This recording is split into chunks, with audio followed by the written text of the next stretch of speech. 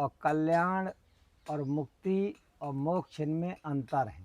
जीवन में जैसे कुछ लोग तो मोक्ष चाहते हैं। साथी कौन है आपका? लोग कहते हैं कि पत्नी साथी। सीताराम दोस्तों अपने चैनल के माध्यम से लगातार पहाड़ों, गुफाओं और कंदराओं में रहने वाले साधु संतों के दर्शन कराते आ रहा हूं। आज आपको चित्रकूट के जंगलों में एक अलौकिक संत की कुटिया में, आत्मज्ञानी संत की कुटिया में लेकर आया हूं। आपको बता दें कि महाराज जी किसी कुटिया में भजन साधना नहीं करते, खुले आसमान के नीचे एक बरगद के पेड़ के नीचे रहकर भजन साधना करते हैं। चारों तरफ से आप दोस्तों बेहद घनघोर जंगलों के दृश्य देखेंगे और इस तरह के जंगलों के अंदर देखिए एक विशाल बरगद का पेड़ है। इसी पेड़ के नीचे महाराज जी बैठकर भजन साधना किया करते हैं। सीताराम महाराज जी। सीताराम सीताराम।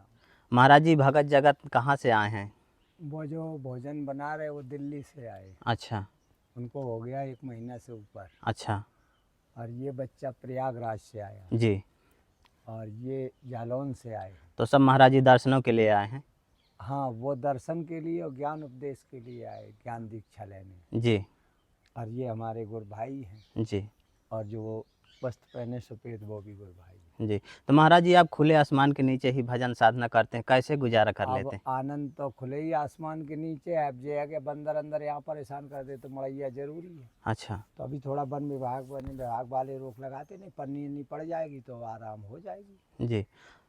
तो महाराज जी दिन में कोई दिक्कत नहीं होती, जैसे बंदर बहुत ज़्यादा यहाँ है? बस दिन में दिक्कत होती, रात में कोई दिक्कत नहीं। रात में कोई दिक्कत? हाँ, रात में खाली बीछी आती हैं, वो पर डे आती हैं। और महाराज जी खूंखार जानवर भी तो आते होंगे? जानवर आते हैं, हिरणों के झुंड निकलते हैं, सुअर निकलते हैं। एक दिन तो चीता आ गया था। अच्छा। हाँ, बस जैसे टार्च लगाई तो लौट गया। फिर आया नहीं आपके पास? नहीं, बगल में ही आ गया था। यहाँ तो हम सब लोग भजन में जी बैठ गए थे। हाँ। कोई 2 बजा था रात के करीब, और 2 का ही और ज़्यादा समय रहा तो भजन में इनको बैठा दिया। हम बैठ गए थे तो हम मतलब आँखें खोले थे, ये अपना ओढ़ के भजन शुरू कर दिए थे। जी। तो जैसे ही आया तो खड़ा हुआ, लाइट तो जल ही रही थी तो खड़ा हो गया तो जैसे ही मैंने टार्च मारी तो उधर को घूम के चला गया। चलो। फिर इनको मैंने इशारा किया तब तक निकल गया। जी। हाँ, महाराज जी ये बरगद के पेड़ में बहुत बड़ी बड़ी जटाएं हैं, बहुत पुराना वृक्ष लगता है। ये महादेव का प्रतीक है। अच्छा। भोले बाबा का ये प्रतीक है। जो जटाधारी है यही, इसी में भोले बाबा का वास होता है। मैंने छोड़ा है। सीताराम महाराज जी। भैया मौज करो, आनंद। महाराज जी आपके लिए थोड़ी सामग्री लाया था मैं। ठीक। महाराज जी आपकी सेवा में गुड़ है। चलो धन्यवाद। गुड़ तुम ही बढ़िया लाते हो, तुम्हारा गुड़ अभी तक चलाया मैंने। महाराज जी आता है। और ये महाराज जी चावल और लाए तो हैं गुड़ लोग जी। वो हमसे खाते नहीं, माकस से है। अच्छा महाराज। हाँ, सबको आशीर्वाद है, पूरे देश का कल्याण हो। और संतों का यही मत रहता, देश के लिए वो तब करते हैं जी। और देश के कल्याण के लिए, विश्व के कल्याण के लिए संतों का महत्वपूर्ण तपस्या अपने के लिए स्वयं नहीं करते हैं, इस धरा के लिए करते हैं। महाराज जी आप अपने शिष्यों को उपदेश भी देते हैं। हाँ, और तो आपका ये उपदेश का उद्देश्य क्या रहता है महाराज जी? उपदेश का उद्देश्य ये है कि हम लोग, हमारा जो दरबार है, हमारे दरबार में यहाँ का उपदेश नहीं देते जी। किसी देवी देवता का, ऊपर के देश का, जहाँ से जीव आया है वहाँ का उपदेश देते हैं। वहाँ की रास्ता बताते हैं जो इंसान भूला पड़ा है। जी। मनुष्य जो भूल गया है अपने घर की रास्ता, जहाँ से आया है, अपना नाम भूल गया, वो उपदेश किया जाता है। तो वो उसे कहते गुरु दीक्षा। जब गुरु दीक्षा में वो सारी विधियाँ ज्ञान बताया जाएगा तो वो अपने घर में या साथ में रह के या कहीं रह के वो साधना को करेगा। और जब उसके अंदर जागृति आएगी तो भक्ति उसकी बढ़ेगी, तो अंदर से निर्मल होगा, क्रोध काम लोभ मोह अहंकार इनसे दूर हो जाएगा, जीवन शुद्ध हो जाएगा। हमारा अजापा मंत्र का जाप है, जो जपा ही नहीं जाता। अच्छा। हाँ, अखंड चालू है और आपके अंदर अखंड जो है ज्योति जल रही है, ठीक है, लेकिन हमें आपको दिखाई नहीं दे रही। जो प्रकाश रूप आत्मा है तो वो प्रकाश है और उसको हम नहीं देख पा रहे, बाकी हम पूरे विश्व संसार को देख रहे हैं। तो उसी को जो साक्षात्कार कराया जाता है, तो जब प्रमाण मिलता है प्राणी को तभी विश्वास कर पाता है। इसमें कोई मंत्र नहीं है, सिर्फ ये विदेह का मंत्र है जो राजा जनक को मिला था। जी हाँ, ये आत्मज्ञान है, जी ये आत्मज्ञान का मार्ग है। इसमें कोई मंत्र नहीं दिया जाता है। मंत्र आपके हृदय में अखंड चालू है, चाहे हाथ धर के चेक कर लो, जी वो शब्द यहाँ उठ रहा है हृदय में। और वही शब्द हनुमान जी ने पकड़ा है, कहा हनुमत नाम हृदय में पकड़ो, राम रहो रसना में जकड़ो। नाम हृदय से अखंड चालू है, ये कभी बंद नहीं होता। और बाकी नाम जो हम जपेंगे वो बंद हो जाएंगे, भाई जितनी देर जपेंगे बंद हो जाएंगे, और ये बंद नहीं होता। इसका भजन का मतलब है, लोग कहते हैं हम भजन पूजा करते, पूजा तो करते सभी हैं, लेकिन भजन कौन करता? भजन और जप में अंतर है। जप किया जाता है वाणी से, जी और भजन किया नहीं जाता, भजन हो रहा है। भजन सुनने का नाम भजन है। जो अंदर आपके शब्द उठ रहे हैं, एकाग्र होके अंदर जाके जो शब्द सुनेंगे उसका नाम भजन है। और कल्याण और मुक्ति और मोक्ष इनमें अंतर है। जी जीवन में जैसे कुछ लोग तो मोक्ष चाहते हैं, तो उनको कृष्ण की भक्ति, विष्णु की भक्ति, शंकर की भक्ति करना चाहिए, जी राम की, हनुमान की, इनकी भक्ति करना चाहिए, जिसे मोक्ष की ज़रूरत, जी जिसे कल के कल्याण की ज़रूरत इनको करना चाहिए, जिसे उद्धार होना वो इनकी भक्ति करना चाहिए। जिसे मुक्ति की ज़रूरत है वो आत्मज्ञान को प्राप्त करें। आत्मज्ञान ही मुक्ति का मार्ग, बाकी कोई रास्ता नहीं है। ये तो लोग कह देते कि हाँ वो इससे आत्मज्ञान हो जाएगा, उससे हो जाएगा, उससे हो जाएगा, लेकिन आत्मज्ञान इससे उससे नहीं होता। आत्मज्ञान तो अंदर है और उसको जगाना पड़ता, उससे होता। जी महाराज जी, आपको देश भर से लोग देख रहे हैं, यदि आपके शिष्य बनना चाहें तो क्या बन सकते हैं? हाँ, बन सकते हैं। यहाँ डायरेक्ट आमने सामने उपदेश होता है, जी। यहाँ फोन और टीवी चैनल से नहीं होता। जी जी ये आत्म साक्षात्कार है, तो ये आमने सामने गुप्त रहस्य, गुप्त भेद है, गुप्त नाम है। जो परमात्मा उसको पाने के लिए वो गुप्त नाम है। जी और ऐसे तो हजारों भगवान लोग बनाए हैं, हाँ कौन कौन भगवान पे विश्वास करोगे? और परमपिता परमात्मा तो एक ही है, जिसने सब भगवानों को बनाया है, जिसने ये पांचों तत्व की रचना की है, जिसने पूरे ब्रह्मांड की रचना की है, वो संपूर्ण ब्रह्म है। मैं उसकी पूजा करता हूँ। जी हाँ, उसी से मुक्ति मिलती है, बाकी कोई रास्ता नहीं। जी हाँ भाई, जहाँ से आए हो जब वहीं पहुँचोगे तभी मुक्ति होगी। तो अब वहाँ पहुँचे कैसे प्राणी? प्राणी तो यहाँ भटक गया। भटक कैसे गया आपको बताता हूँ। कि जो वहाँ से आया और ये संसार में उसको जन्म मिला, शरीर मिला, शरीर से उसने कर्म किया, शरीर से पाप पुण्य बना। पाप पुण्य के कारण वो 84 में जन्म मरण में चक्कर में फंस गया। आया था राम भजन को और औंकन लगे कपास। वही सिस्टम हर मानव का हो गया कि वहाँ तो वादा किया कि मैं भक्ति करूँगा, जाके आपका सुमरन करूँगा, और यहाँ आके संसार में फंस गया। तो वो भगवान को भूल गया और अपने को भी भूल गया। तो अपने स्वयं को भूल गया, अपना नाम भूल गया, अपना धाम भूल गया, अपना एड्रेस भूल गया। अब वो जाता तो है, मरने के बाद जाता है। जब वहाँ पूछा जाता कि तुम्हारा क्या नाम, तो जो यहाँ का नाम उसे रटा हुआ वो यहीं का नाम बताता है, तो वहाँ से लौटा दिया जाता। जी नाम तुम्हारा जो वहाँ का है, अमर लोक से जो जीव आया है, तो अमर नाम भी है, तो उस नाम का कोई शब्द भी होगा। जी तो वो उस चीज़ को नहीं जानता प्राणी, तो वो जाके वहाँ जब नहीं बता पाता तो उसको लौटा दिया जाता, जी और उसे फिर जन्म लेना पड़ता है कर्म के आधार से। जी और जब वो नाम कोई जना दे, ऐसा गुरु से मिल जाए कि वो नाम जो उसका ओरिजिनल है, जी जो अखंड चालू है, जी उसको अपने स्वयं के नाम को जान जाए। ये शरीर का नाम है, जी और स्वयं आप शरीर तो है नहीं। जी शरीर के अंदर बोलने वाला कौन है? अब उसे मैंने देखा नहीं। जी अब बोलने वाले को जब देखा नहीं, और बोलने वाले का नाम भी पता नहीं, शरीर का नाम पता है, शरीर 5 तत्व से बना है, ये सबको पता है। जी छठवां तत्व से बोल रहा, उसका नाम क्या है, जी वो नाम जान जाए तो उसका पार हो जाए काम, वो मुक्ति पा जाए। जी बिना नाम के जाने मुक्ति नहीं मिल सकती। स्वयं के नाम को जाने, वही राम का नाम है।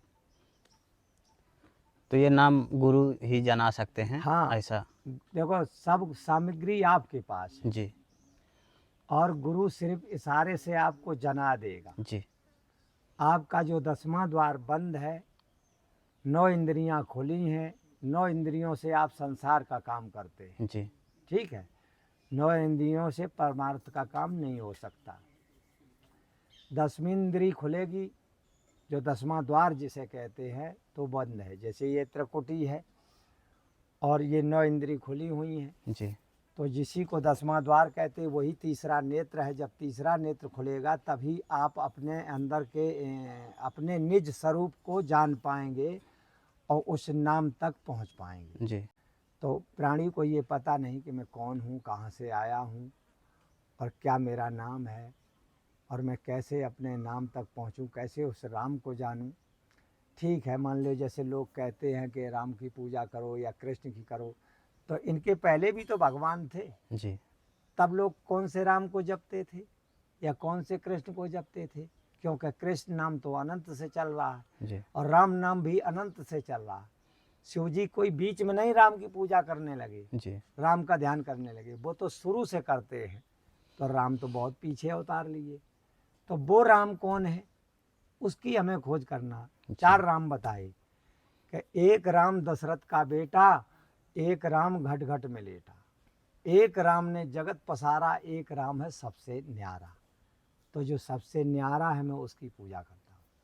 तो उसी के बारे में आपको भजन सुनाते हैं, जी तो सुनिए गौर से।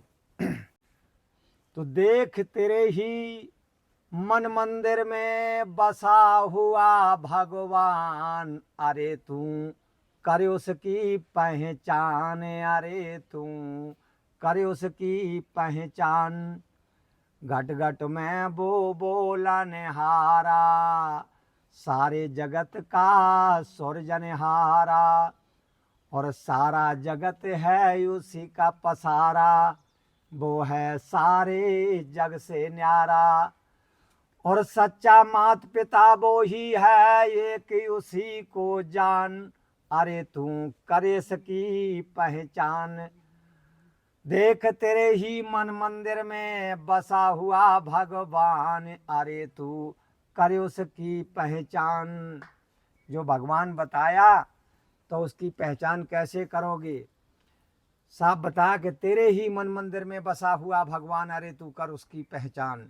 और इसको हम नहीं जानते और बाकी पूरी दुनिया को जानते, बहुत नियम जानते, बहुत काम जानते, सब कुछ जानते, लेकिन इसको मैं नहीं पहचाना। तो यही वो है जिसने जगत पसारा है और यही वो है जो सुरजन हारा है, और इसी के द्वारा वो मिलेगा जो जग से न्यारा है। भजन कह रहा, हम नहीं कह रहे। आगे बताया घट घटों में है बास उसी का, और सूरज में प्रकाश उसी का, है सबके सिर हाथ उसी का, और जीवन में भी साथ उसी का। और भूल के इसको भटक रहा, कहाँ इधर उधर नादान, अरे तू कर इसकी पहचान। देख तेरे ही मन मंदिर में बसा हुआ भगवान, अरे तू कर इसकी पहचान। का घट घट में है बास उसी का, और सूरज में भी प्रकाश उसी का, है सबके सिर हाथ उसी का, और जीवन में भी साथ उसी का। साथी कौन है आपका? लोग कहते कि पत्नी साथी है, पत्नी कहती पति साथी है, और फिर आगे पीछे क्यों हो जाते हैं? साथी जीवन साथी बताया गया। जीवन जब से जन्म हुआ मरण तक कौन साथी है? तो ये जो चल रही है जी यही जीवन साथी है। और जीवन के साथी को मैं पहचान न सका, और जीवन साथी दूसरे को कहता रहा। तो मूर्खता ही तो रही। जीवन साथी को पहचानना चाहिए, ढूंढ लेना चाहिए। जो जीवन भर साथ दिया उसे तो मैंने पहचाना ही नहीं, उससे तो मैंने मित्रता ही नहीं की। तो भजन में साफ बताया है कि घट घट में है वास उसी का, और सूरज में भी प्रकाश उसी का, और है सबके सिर हाथ उसी का, जीवन में भी साथ उसी का। भूल के इसको भटक रहा कहाँ इधर उधर नादान, अरे तू कर उसकी पहचान। देख अरे माया के अंधे, चेत अरे माया के अंधे, डाल रहा यम सिर पे फंदे। गुरु चरणों में आजा बंदे, तज दे सारे झूठे धंधे। गुरु चरणों में आजा बंदे, तज दे सारे झूठे धंधे। और इस प्रभु भजन से हो जाएगी सब मुश्किल आसान। अरे तू करे इसकी पहचान, अरे तू करे इसकी पहचान। देख तेरे ही मन मंदिर में बसा हुआ भगवान, अरे तू करे इसकी पहचान। का चेत अरे माया के अंधे, और डाल रहा यम सिर पे फंदे। गुरु चरणों में आजा बंदे, तज दे सारे झूठे धंधे। हो जाएगी प्रभु भजन से सब मुश्किल आसान, अरे तू कर इसकी पहचान। पवन को आज मिटा ले, और ज्ञान गंग में आज नहा ले। ब्रह्म ज्योत में ज्योत जगा ले। सतगुर संत हरि कृपा से पावे पद निर्वाण, अरे तू कर उसकी पहचान। देख तेरे ही मन मंदिर में बसा हुआ भगवान, अरे तू करे उसकी पहचान। भजन में बताया है कि मानव जीवन सफल बना ले, और अब तू आवागमन मिटा ले, और ज्ञान गंग में आज नहा ले, और ब्रह्म ज्योत में ज्योत जला ले। सतगुर संत हरि कृपा से पावे पद निर्वाण, अरे तू कर इसकी। जिसने इसकी पहचान की है उसी का बेड़ा पार हुआ, बाकी सब यहीं पड़े रह गए। योग संन्यास तक में भी नहीं हूँ, न तप माँ, न जप माँ, न व्रत माँ, न उपास माँ, और न क्रिया कांड माँ में रहता, ना ही नहीं योग संन्यास माँ। अब मुझको कहाँ ढूंढे रे बंदे, मैं तो तेरे पास माँ। और फिर मालिक क्या कहते हैं, नहीं प्राण माँ, नहीं पिंड माँ, ना ब्रह्मांडो आकाश माँ। बनाओ। नहीं प्राण मम, नहीं पिंड माँ, ना ब्रह्मांडो आकाश माँ। ना त्रिपुटी, ना भंवर गुफा माँ, सब श्वासन की श्वास माँ। अमो का कहाँ ढूंढन बंदे, मैं तो तेरे पास माँ। मुझको कहाँ ढूंढे बंदे, मैं तो तेरे पास में। महाराज जी अभी प्यारा सा भजन सुना रहे थे, और इधर महाराज जी के शिष्य लोग हैं तो अपना प्रसाद भी बनाने की तैयारी कर रहे हैं। और अभी देखिए आटा लगाया जा रहा है, धुना में दाल भी पक गई है, यहाँ पर अभी प्रसाद बनेगा। महाराज जी क्या बनेगा आज? दाल बनेगी। हाँ, दाल बन गई है। अच्छा और चावल बन गए, टिक्कड़ बनेंगे। जी। अब आप लोग और ये सब भक्त लोग मिलकर भोजन करेंगे। हमारा फलाहार है, अभी हमारा तैयार होगा। अच्छा, आप फलाहारी महाराज जी रहते हैं? हाँ। तो फलाहार में महाराज जी क्या चला करता है? फलाहार में फल वाली चीज़ सभी चल जाती है, जो आए जाए सो। अच्छा हाँ, और जैसे नहीं है तो कुट्टू का आटा है, अच्छा। और सिंघाड़े का आटा है, हाँ सावा के चावल हैं, अच्छा और आलू है अपने भूंज लिए, चाहे अपन अपनी अलग बना लेते सब्जी। कहाँ से आए हैं आप? प्रयागराज से संत जी के दर्शन के लिए आए हैं। और महाराज जी आप कहाँ से हैं? दिल्ली से। अच्छा, तो आप वीडियो देख के इधर पहुँचे महाराज जी? हाँ जी।